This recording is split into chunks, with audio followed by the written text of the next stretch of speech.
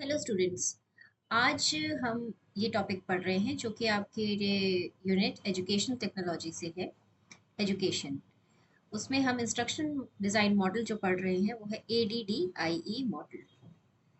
किसी भी मॉडल को पढ़ने से पहले हमें ये जानना होता है कि मॉडल्स होते क्या हैं। आप लोगों ने स्कूल में भी मॉडल बनाए होंगे, आप लोगों ने असाइनमेंट्स भी बनाए होंगे, आप लोग कॉलेज में भी जो भी असाइनमेंट्स या फिर मॉडल बनाते हैं, तो आप किसी को भी पहले, जब भी आप याद करिए, आप किसी भी मॉडल को बनाने से पहले, किसी भी असाइनमेंट को करने से पहले आप लोग क्या सोचते हैं? तो अगर मैं कहूँ तो यही सोचना होता है पहले कि ये मॉडल क्या करेगा, उसको प्रॉब्लम को एनालाइज करना, प्रॉब्लम को समझना कि वो प्रॉब्लम को सॉल्व कैसे करेगा, तो उसे हम एनालिसिस बोलते हैं। उसके बाद उसको हम एक डिज़ाइन देते हैं कि ये मॉडल इस तरीके से काम करेगा। फिर हम उसको डेवलप करते हैं कि हाँ, अब इसको डेवलप करते हैं, ये रिक्वायरमेंट्स थी, हमने सब चीज़ें जो भी उसके पार्ट्स थे वो हमने जो भी थे वो असेंबल कर लिए, एक साथ ले आए। अब हम इसको एक डेवलपमेंट कैसे करेंगे, उसको एक जोड़ेंगे कैसे, तो हम उसे डेवलप करते हैं। फिर जब डेवलप हो जाता है तो हम उसे इम्प्लीमेंट करते हैं। इम्प्लीमेंट मतलब कि उसको हम यूज़ करने की कोशिश करते हैं कि क्या ये जो हमने ऑब्जेक्टिव्स बनाए थे, जो हमें ऑब्जेक्टिव्स अचीव करने थे, आफ्टर जब हमारे मॉडल बन जाए, तो क्या ये हमारे ऑब्जेक्टिव अचीव हुए, वो हमें चेक करना होगा। जब हम चेक कर लेंगे तो हम एक बार उसको इवेलुएट करेंगे, कोई भी एक डेटा देकर, कोई भी एक उसको इंस्ट्रक्शन देकर कि क्या जो हम उसे काम दे रहे हैं क्या वो हमारा सॉल्व हो रहा है। अगर वो सॉल्व हो रहा है, दैट इज कि हमारा मॉडल सक्सेसफुल रहा है। किसी भी कंप्यूटर टेक्नोलॉजी में मॉडल बनाने का फ्लो चार्ट यही होता है। फ्लो चार्ट यानी स्टेप बाय स्टेप जो हम मेथड फॉलो करते हैं किसी भी प्रॉब्लम को या मॉडल को डेवलप करने का तरीका, उसी को हम फ्लो चार्ट बोलते हैं या स्टेप बाय स्टेप गाइडलाइन बोलते हैं। ADDI model, instructional design model, is the most common instrument used by instructional designer. ये काफ़ी ज़्यादा यूज़ होने वाला मॉडल है, ये चीज़ आपको याद रखनी होगी। इसमें कुछ भी बेसिक जो आता है कि क्वेश्चन कहीं से भी आ सकता है, आपको स्टेप बाय स्टेप इसके कंसेप्चुअल नोट बनाने होंगे। ओके, तो इंस्ट्रक्शनल डिज़ाइनर्स के लिए ये बहुत ही यूज़फुल है। Step by step whole process of any training programme, किसी भी ट्रेनिंग प्रोग्राम के लिए ये एक स्टेप बाय स्टेप प्रोसेस है। ADDI model was developed by at कहाँ पे, फ्लोरिडा स्टेट यूनिवर्सिटी, 1975। और ये आर्म्ड फोर्सेस के प्राइमरी मीन्स ऑफ ट्रेनिंग, जो आर्म्ड फोर्सेस में प्राइमरी ट्रेनिंग होती है, ट्रेनिंग मटेरियल को डिजाइन करने के लिए इसकी शुरुआत हुई थी। ADDI process instructional design model is used to maximize the effectiveness, efficiency, appeal of training and learning experience। कैसे? अगर मैं कहूँ कि इवैल्यूएशन, इसमें दो तरीके के इवैल्यूएशन होते हैं जो कि हम आगे भी पढ़ेंगे।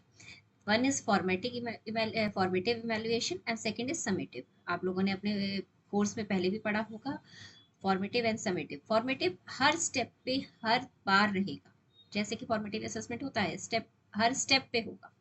ओके, हर स्टेप पे हम उसको एनालाइज करेंगे, एवेलुएट करेंगे कि क्या वो हमारा जो स्टेप था वो सक्सेसफुल रहा। और समेटिव जब लास्ट में हमारा पूरा प्रोग्राम डेवलप हो जाएगा तब हम उसका समेटिव इवैल्यूएशन करेंगे। ओके, हम ये आगे भी पढ़ेंगे, अभी हम देखते हैं। Step by step process helps in training specialist plan to create training programmes. Training programmes को डिजाइन करने के लिए हम ADDI मॉडल कर देते हैं। और ये ट्रेनिंग प्रोग्राम्स आपके, जो हम कंप्यूटर एडेड, कंप्यूटर की हेल्प से जो इंस्ट्रक्शन डिजाइन मॉडल्स बनाते हैं, एनी ट्रेनिंग मॉडल जो भी हम डिजाइन करते हैं, that is through ADDI model. ADDI model was used in the framework of helping create new research topic is learning technology। Learning technology में एक ही न्यू टॉपिक को डिजाइन करने के लिए यूज किया जाता है। इसमें कितने स्टेप्स होते हैं? इसके 5 कंपोनेंट्स होते हैं या 5 स्टेप्स आप बोल लीजिए। पहला एनालिसिस, दूसरा design, develop, implementation, evaluation. So these 5 steps आपको याद करने हैं: analysis, design, development, implementation and evaluation. Okay, वो आप अगर इसको आप, मैंने भी जैसे आपको स्टार्ट में भी बताया था कि अगर हम इसको ध्यान कर लें कि हम कोई भी काम करते हैं तो हम उसको पहले तो एनालिस करेंगे ही, एनालाइज करेंगे कि क्या हम बनाना चाहते हैं। तो एनालिसिस करेंगे, फिर उसको डिजाइन करेंगे, उसको एक ब्लूप्रिंट देंगे, फिर डेवलप करेंगे, फिर इम्प्लीमेंट करेंगे और फिर इवैल्यूएट करेंगे। Analysis, during analysis the designer identifies the learning problem. Problem क्या है, किस चीज को सॉल्व करना है, उसको चेक करेंगे।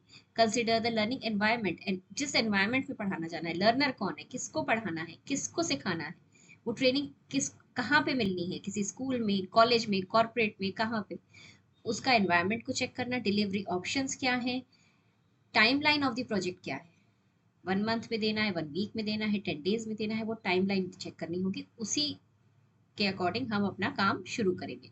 Design, design phase deals with the learning objective. हमारे ऑब्जेक्टिव्स क्या हैं, टर्मिनल ऑब्जेक्टिव स्टार्ट हम कैसे करें, इनेबलिंग ऑब्जेक्टिव कैसे उसको इनेबल करना है, कैसे वो काम आगे बढ़ेगा, अप्लाई विजुअल डिजाइन, एक विजुअल डिजाइन जिसको कहते हैं ब्लूप्रिंट बनाना, ब्लूप्रिंट बनाकर उसको चेक करना कि हाँ, कि इस तरीके से हमारा स्टेप बाय स्टेप आगे चलेगा। Project reviewed at revised according to the feedback received. जब हमने वो डिजाइन बना लेते हैं तो फिर हम चेक कराते हैं कि हाँ, ये आप जो चाह रहे हैं, व्हाट ऑब्जेक्टिव्स यू रिक्वायर, क्या ये फुलफिल हो रहे हैं, तो उसको फीडबैक कहते हैं। तो फीडबैक हमने देखा, अगर वो ठीक है, नहीं तो फिर वही फॉर्मेटिव असेसमेंट यहाँ पे आएगा, फॉर्मेटिव इवैल्यूएशन, फिर उसको चेंज करेंगे और फिर डिजाइन बना के फिर से चेक कराएंगे, अगर वो करेक्ट होगा तब वो स्टेप आगे बढ़ेगा।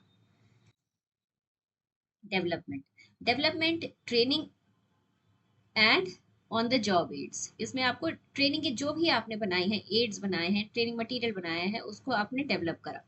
कोचिंग, मेंटरिंग, गाइड्स, रिसोर्सेज जो भी बनाए, पार्टिसिपेट, अगर असेसमेंट्स बनाए हैं, pilot programme to test the programme to meet client requirements. Pilot programme क्या होता है, जो भी हम कोई भी रिसर्च करते हैं या कोई भी प्रोग्राम बनाते हैं, कोई भी एक मेथड डिजाइन करते हैं, उसकी पायलट एक प्रोग्राम को टेस्ट करा जाता है। पायलट स्टडी भी बोलते हैं, पायलट टेस्ट भी बोलते हैं। मतलब कि आप कम से कम कुछ एक सैंपल लेंगे आप 10 पर्सन का, 10 स्टूडेंट्स का, उसमें उसको चेक करेंगे कि अगर आपका वो प्रोग्राम जो भी आपने ट्रेनिंग मटेरियल बनाया है वो सही रन कर रहा है उस उन 10 लोगों में या 10 स्टूडेंट्स में, तो वो आप आगे उसको मार्केट में या जो भी आपने क्लाइंट जिसको देना है आप दे सकते हैं। Implementation, implement training transfer strategies, उसको इम्प्लीमेंट करा, फिर ट्रेनिंग दी, ट्रेनिंग और फिर ट्रांसफर, क्योंकि जो मॉडल आपने बनाया है उसको चलाना कैसे है, उसके लिए आपको एक ट्रेनिंग देनी पड़ेगी, एक मैनुअल भी देनी पड़ेगी, आपको ट्रेन भी करना पड़ेगा, कि अगर एक ट्रेनिंग ऑर्गेनाइज करनी पड़ेगी कि आप ये प्रोग्राम को रन इस तरीके से करना है, इस प्रोग्राम के यूज ऐसे हैं, इसमें जो है इसकी एफिशिएंसी और बढ़ेगी अगर आप इसको इस तरीके से यूज करेंगे, तो वो ट्रेन करना।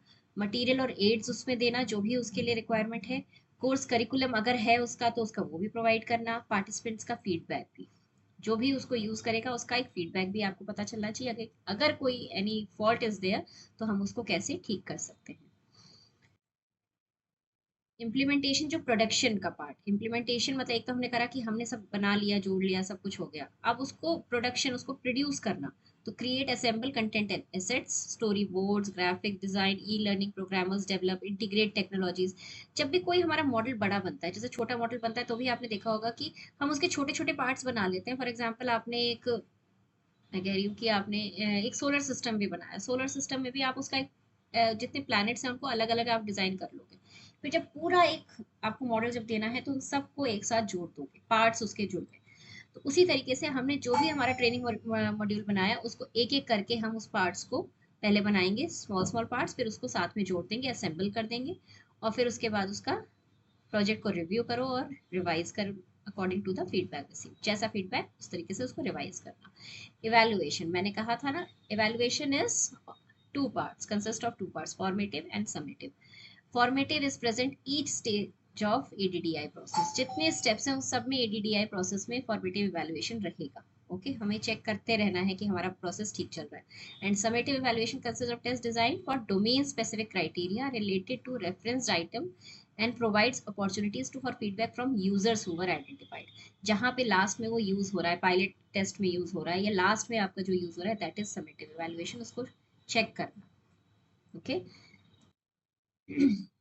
अब वाई एडीडीआई, एडीडीआई क्यों यूज करते हैं? एडीडीआई रिसर्च ये शो करती है कि एडीडीआई मेथोडोलॉजीज जितनी भी हैं वो system based iterative learning and development design strategy देती है, जिससे while feedback review to improve. हर स्टेप पे फॉर्मेटिव इवैल्यूएशन है, लास्ट में भी इवैल्यूएशन है, पायलट टेस्ट भी, टेस्टिंग भी है। तो एडीडीआई मॉडल जो है हमें एक बहुत ही एफिशिएंट और एक बहुत ही बढ़िया, जो मतलब कहते हैं बेस्ट ट्रेनिंग मटेरियल डिजाइन करने में हेल्प करता है। ADDI model provides sequential list of requirements with known as inputs, outputs such as staff developing course, maintain big picture view of what they are trying to achieve। मतलब छोटा सा कोई model बनाना है, बड़ा मॉडल बनाना है, but उसमें आपको या स्टाफ डेवलपमेंट में बनाना है, कॉलेज के किसी एक स्टूडेंट है उनको कुछ डेवलप देना है, डेवलपमेंट के लिए कुछ वर्कशॉप करनी है, वहाँ का ट्रेनिंग मटेरियल है, स्कूल में कोई ट्रेनिंग देनी है उसके लिए ट्रेनिंग मटेरियल है। तो उसमें जो है वो बहुत ही एफिशिएंट एक प्रोग्राम ट्रेनिंग मटेरियल डिज़ाइन करने में हेल्प करता है, क्योंकि इसमें हमें पता है कि इनपुट कहाँ पे देना है और आउटपुट कैसे लेना है, हर स्टेप पे उसको असेस कर रहे हैं हम, और जहाँ पे भी हमें प्रॉब्लम आ रही है हम उस स्टेप को फिर से रिव्यू कर रहे हैं। Conclusion: ADDI model helps to instructional designer with step-by-step guideline of building effective training and performance support tools. Tools के साथ effective training material design करता है.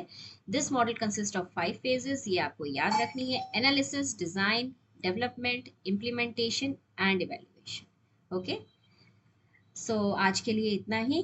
नेक्स्ट हम मिलेंगे कुछ क्वेश्चंस के साथ ऑन दिस मॉडल ओनली. वो PYQ भी हो सकते हैं, सब डिफरेंट क्वेश्चंस भी हो सकते हैं. Okay, thank you, take care, पढ़ाई करते रहें और अपना ध्यान रखें. Thank you.